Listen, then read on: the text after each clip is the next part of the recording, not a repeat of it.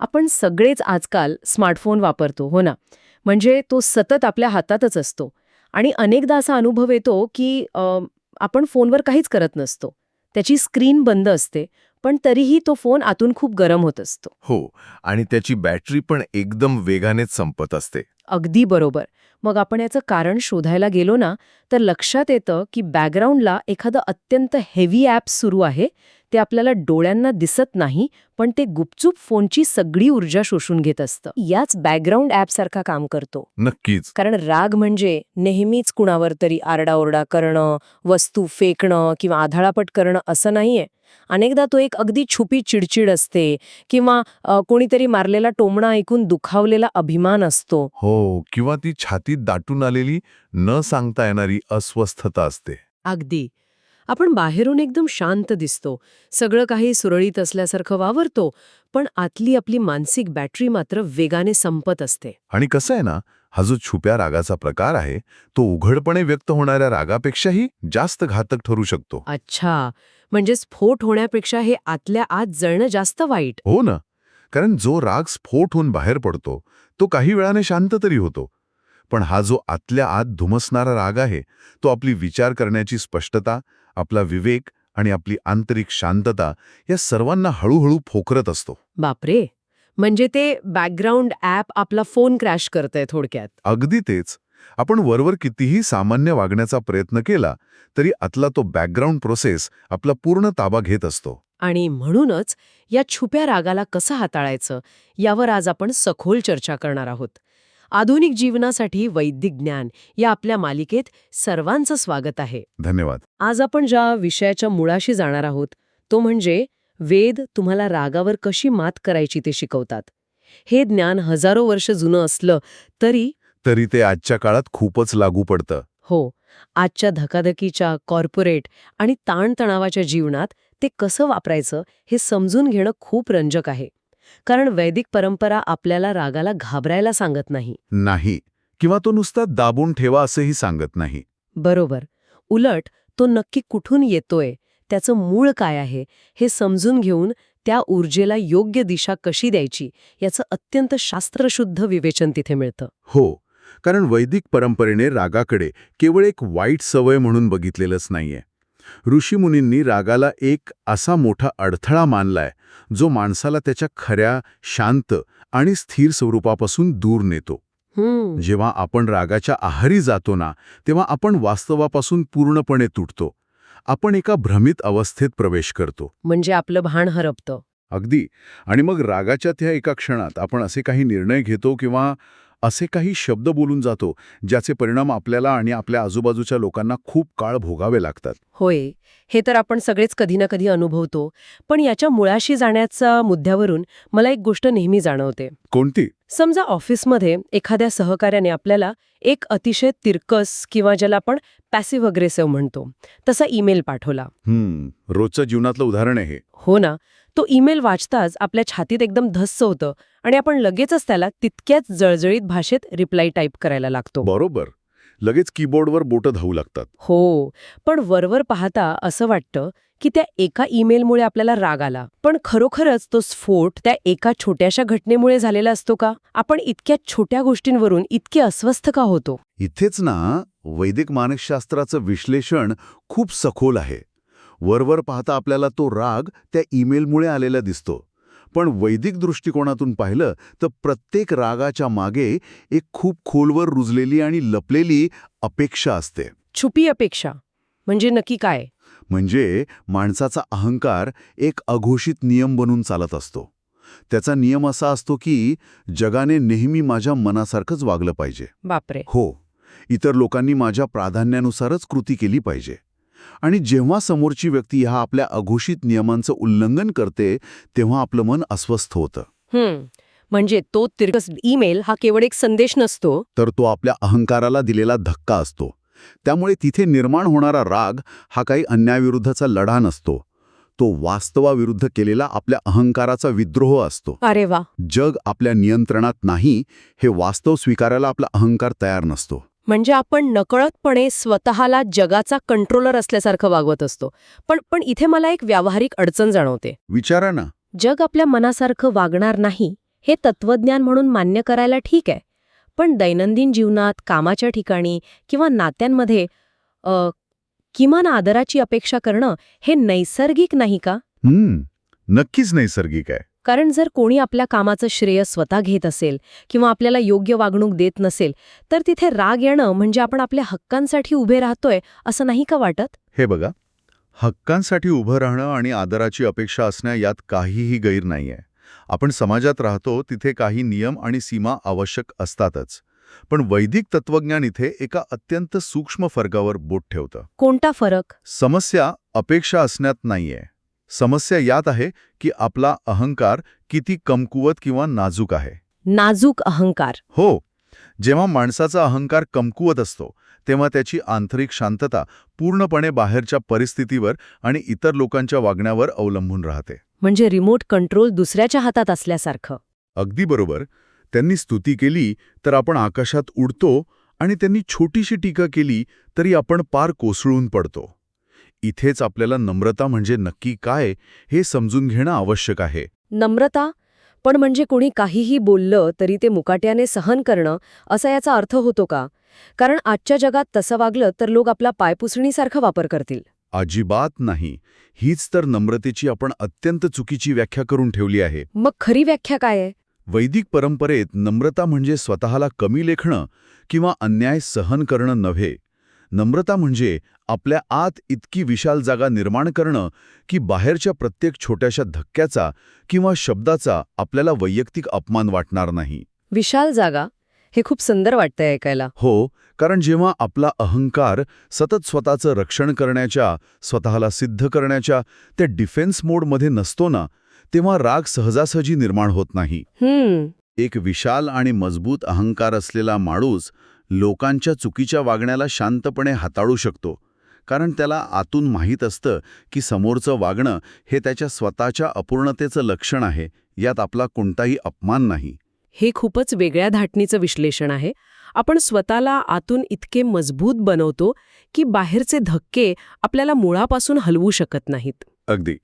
पण मग जर अहंकार आणि अपेक्षांमुळे हा रागाचा अग्नी निर्माण होत असेल, तर मग आपण नक्की आहोत कोण? आपलं मूळ स्वरूप काय आहे? हा खूप महत्वाचा प्रश्न आहे. कारण बऱ्याचदा आपण पाहतो की लोक अत्यंत अभिमानाने सांगतायत, माझा स्वभावच तसा आहे, मी खूप रागीट आहे. ते रागाला आपली ओळखच बनवून टाकतात. हो, आणि हीच माणसाची सर्वात मोठी चूक असते. असं का? वैदिक ऋषींनी माणसाच्या मनाचा आणि चेतनेचा अत्यंत बारकाईने अभ्यास केला.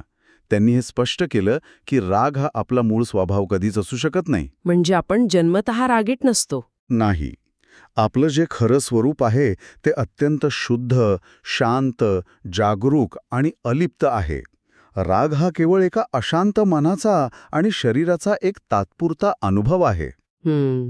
अडचण तेव्हा येते जेव्हा आपण त्या अनुभवाला आपली कायमस्वरूपी ओळख बनवून टाकतो.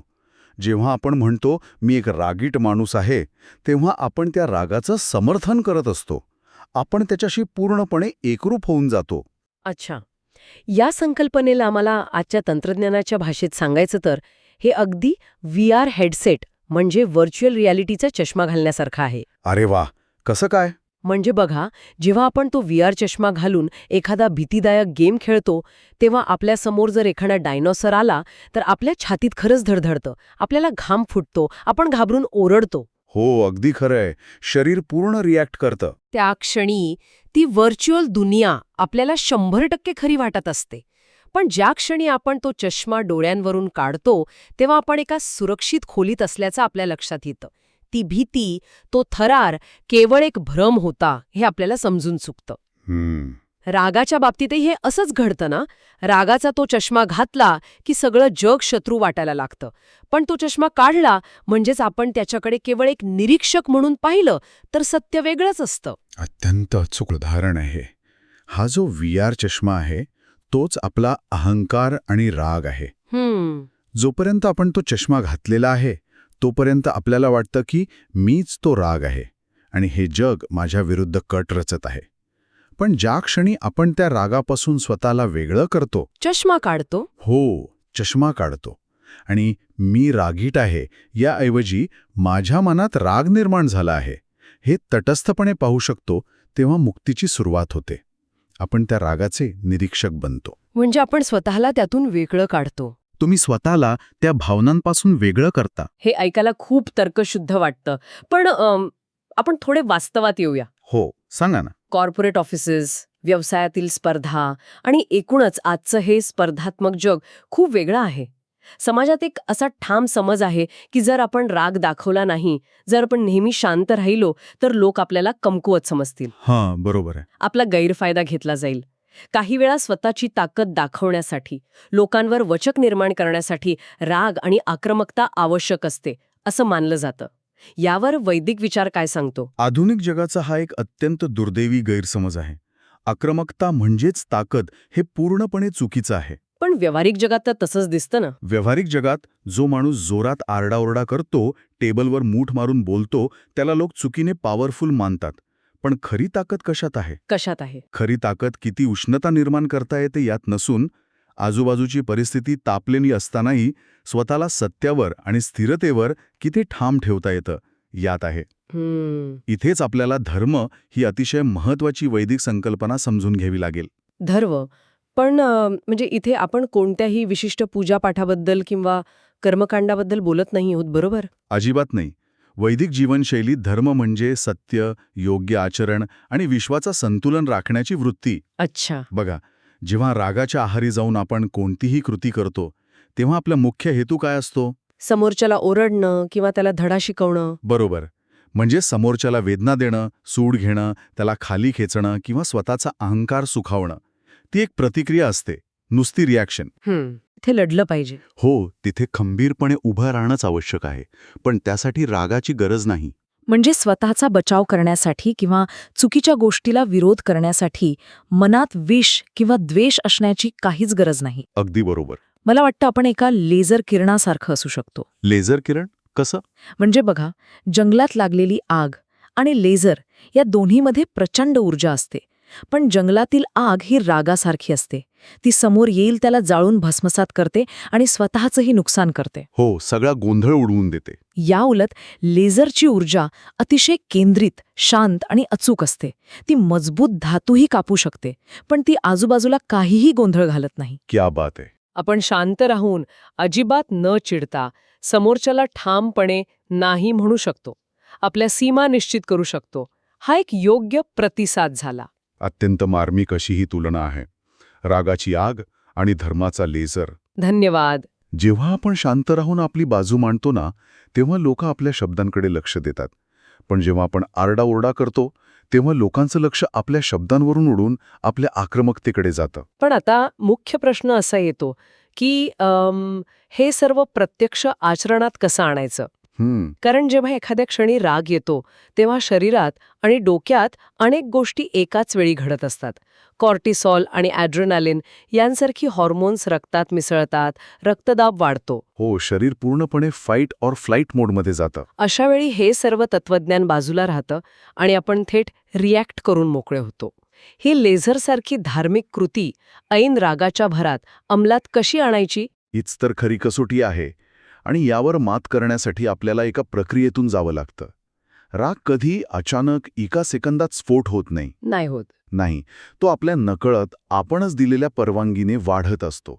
जर आपण आपल्या शरीराकडे बारकाईने लक्ष दिलं, तर आपल्याला जाणवेल की राग भडकण्यापूर्वी शरीर काही पूर्वसंकेत देतं. म्हणजे छाती धडधडणं वगैरे? हो, हाताच्या मुठी वळतात, जबडा घट्ट होतो, छातीत जडपणा येतो, श्वास वेगवान होतो आणि डोक्यात समोरच्याला सुनावण्यासाठी शब्दांची जुळवाजुळव वेगाने सुरू होते. हे तर अगदी 100% खरं आहे.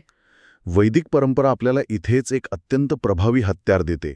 तो म्हणजे द पॉज किंवा सुरुवातीलाच मिळवलेला थांबा. अच्छा, म्हणजे जेव्हा ती पहिली ठिणगी पडते, शरीर संकेत देतं आणि प्रत्यक्ष स्फोट होतो, या दोन गोष्टींच्या मध्ये जी काही सेकंदांची जागा असते, तिथे आपल्याला थांबायचंय. अगदी बरोबर. पण बऱ्याचदा असं वाटतं की जर आपण तिथे थांबलो, गप्प राहिलो, तर आपण हारलो, आपण कमकुवत पडलो असं वाटतं ना? आणि हाच तो भ्रम आहे जो आपल्याला तोडायचा आहे.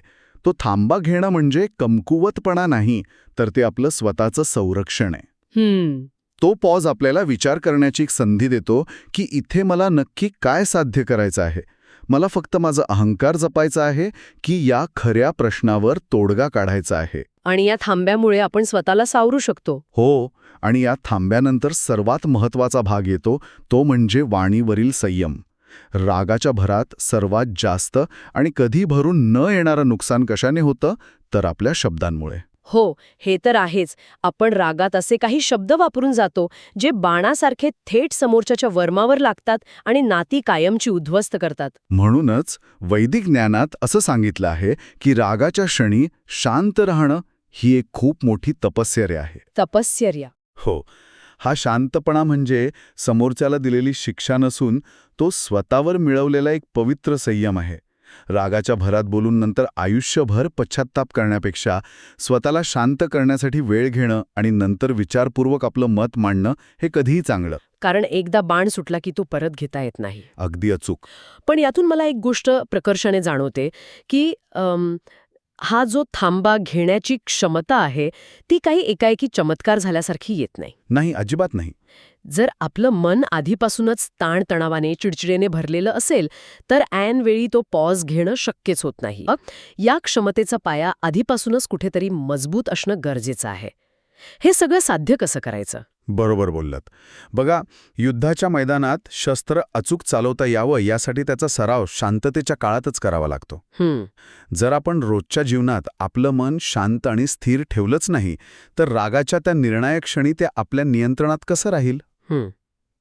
इथेच वैदिक जीवन पद्धतीचे दैनंदिन उपाय कामी येतात. कोणते उपाय? आपण काय खातो, आपण किती आणि कशी झोप घेतो आणि आपण कोणाच्या संगतीत राहतो, ज्याला आपण सत्संग म्हणतो, या सर्वांचा आपल्या मनाच्या प्रकृतीवर थेट परिणाम होत असतो. पण संगतीचा विचार केला तर आजच्या काळात सत्संग ही संकल्पना फक्त आपल्या आजूबाजूच्या लोकांपुरती मर्यादित राहिलेली नाहीये. हो, ते तर आहेच. म्हणजे या डिजिटल जगात आपण जो कॉन्टेंट ग्रहण करतो ती सुद्धा आपली संगतच आहे ना? 100%. जर आपण सोशल मीडियावर सतत वादविवाद, आक्रमक बातम्या किंवा आउटरेज निर्माण करणाऱ्या गोष्टी पाहत असू तर आपलं मन सतत एका संतापलेल्या अवस्थेतच राहतं.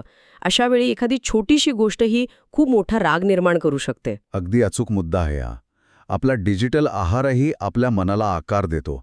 आपण सतत आक्रमक वातावरणात राहिलो तर नकळतपणे आपल्या आतील अग्नीला आपणच खतपाणी घालत असतो. मग यावर उपाय काय? यावर उपाय म्हणून वैदिक परंपरेत दैनंदिन सरावाला खूप महत्त्व दिलंय.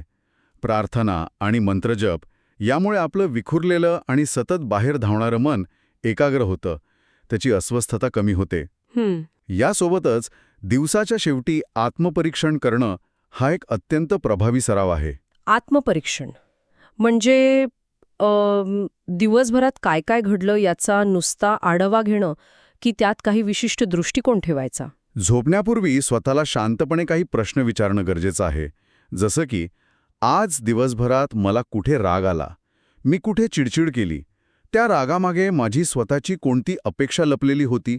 हे खूपच सखोल आहे. हो, आणि आणखी एक प्रश्न, मी तिथे खरोखरच सत्याचं रक्षण करत होतो की केवळ माझा अहंकार दुखावला गेला होता? पण हे सगळं करून आपण स्वतःलाच दोष देत बसलो तर? नाही, हे आत्मपरीक्षण स्वतःला दोषी ठरवण्यासाठी किंवा शिक्षा करण्यासाठी अजिबात नाहीये. ते स्वतःला अधिक चांगल्या प्रकारे समजून घेण्यासाठी आणि शुद्ध करण्यासाठी आहे. अच्छा. आणि या पूर्ण प्रवासात सर्वात कठीण पण सर्वात मुक्त करणारी अंतिम पायरी येते, ती म्हणजे क्षमा. क्षमा करणं हे तत्वज्ञानात ऐकायला सोपं वाटतं पण वास्तवात खायला खूप अवघड असतं. हो, कारण आपला अहंकार आडवा येतो. कारण बऱ्याचदा असं वाटतं की जर आपण एखाद्याला क्षमा केली तर आपण त्याने केलेल्या अन्यायाला किंवा चुकीला मान्यता दिली, म्हणजे त्याला सोडून दिलं. आणि हा क्षमेबद्दलचा एक खूप मोठा आणि सर्वसामान्य गैरसमज आहे. क्षमा करणं म्हणजे अन्याय सहन करणं किंवा समोरच्याच्या चुकीला क्लीन चिट देणं नव्हे. मग काय आहे क्षमा? क्षमा करणं म्हणजे आपल्या स्वतःच्या मनातून त्या व्यक्तीला काढून टाकणं. जोपर्यंत आपण मनात तो राग, ती कटुता धरून ठेवतो, तोपर्यंत आपण त्या व्यक्तीला आपल्या डोक्यात विनाभाडे म्हणजे रेंट फ्री राहू देतो. आपण स्वतःलाच एका भावनिक कैदेत ठेवतो. बापरे, हे तर आपण स्वतःचं नुकसान करतोय. अगदी. जोपर्यंत तो राग आत आहे तोपर्यंत तो आतील अग्नी विझत नाही. आपण समोरच्याला शिक्षा करत नसतो, आपण स्वतःलाच जळत असतो. क्षमा केल्याने आपण ती भावनिक भाडेकरूची जागा रिकामी करतो आणि स्वतःला मुक्त करतो. हा विचार खरंच खूप मुक्ती देणारा आहे. दुसऱ्या व्यक्तीला आपल्या मनातून इविक्ट करणं, त्यांना बाहेरचा रस्ता दाखवणं. हो, अगदी तसंच. पण मला सांगा, जेव्हा आपण या सगळ्या प्रक्रियेतून जातो, म्हणजे रागाचं मूळ समजून घेण्यापासून ते तो निर्णायक थांबा घेण्यापर्यंत आणि शेवटी क्षमा करण्यापर्यंत, तेव्हा आपल्या जीवनात, आपल्या मूळ स्वभावात काय बदल घडतो?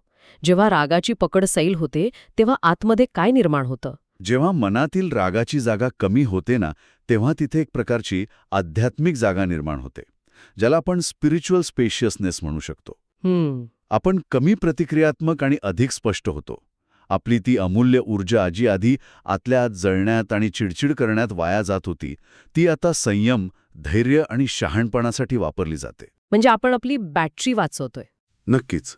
आणि यातला सर्वात सुंदर बदल म्हणजे आपल्याला इतर लोकांकडे बघण्याचा एक नवीन आणि स्वच्छ दृष्टिकोन मिळतो. तो कसा? आपल्याला हे समजू लागतं की जे लोक रागाने वागतात, कठोर शब्द बोलतात, ते स्वतः कुठल्या तरी VR हेडसेटमध्ये अडकलेले आहेत. अरे वा! ते आतून दुखावलेले आहेत किंवा अज्ञानात आहेत. आणि तिथूनच खऱ्या अर्थाने करुणा जन्म घेते. म्हणजे जेव्हा आपण स्वतः शांत आणि स्थिर होतो, तेव्हा आपल्याला समोरच्या व्यक्तीचा राग हा त्याचा स्वतःचा प्रॉब्लेम आहे हे स्पष्टपणे दिसायला लागतं. अगदी बरोबर. आपण त्याला व्यक्तिगत पातळीवर घेत नाही, आपण नुसतं शांत होत नाही, तर आपण आतून अधिक प्रगल्भ होतो. राग हा आपला शत्रू नसून तो आपल्याच आत लपलेल्या अहंकाराची, आपल्या नाजूक अपेक्षांची ओळख करून देणारा एक आरसा आहे. होय. जोपर्यंत आपण त्या आरशात पाहून स्वतःवर काम करत नाही, तोपर्यंत आपण खऱ्या अर्थाने स्वतंत्र आणि आनंदी होऊ शकत नाही. आणि हे लक्षात घेणं महत्वाचं आहे की हा काही एका रात्रीत घडणारा चमत्कार नाहीये, हा एक निरंतर चालणारा प्रवास आहे. रोजचा सराव आहे हा. हो.